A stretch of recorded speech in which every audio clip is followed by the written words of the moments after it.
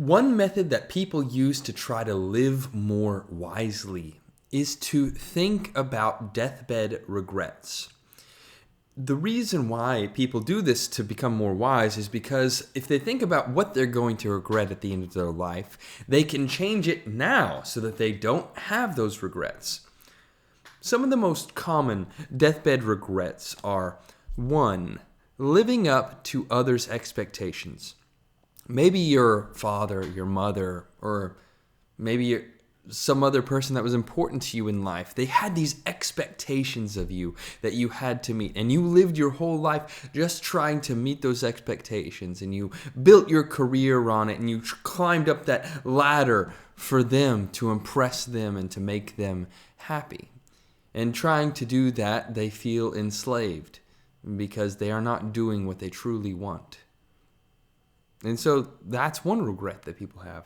Another is working too much. They'd spend less time with family, less time with their church family, and they spend too much time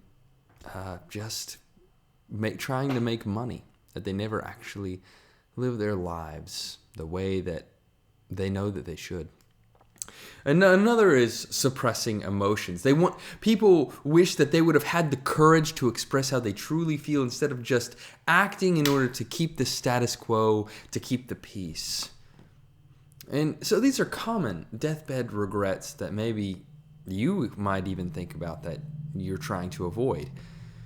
But for us as Christians, we shouldn't really think about deathbed regrets all that much. I'm sure there are things that we wish we would have done differently.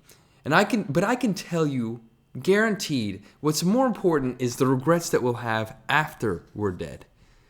The one thing I know that all of us will regret, that I think we should all try to avoid right now, is that we are going to regret that we did not live a more faithful life to Jesus.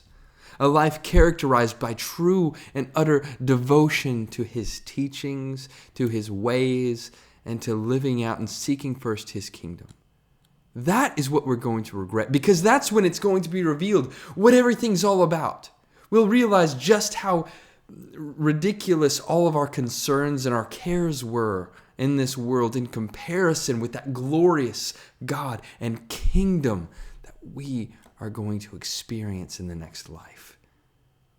And so I hope that today we can choose to live for His kingdom, to live in a higher degree of faithfulness to Jesus, and live less for ourselves and work more for Him, and make sure that all of our emotions and our desires are set upon building and living in His kingdom with faithfulness.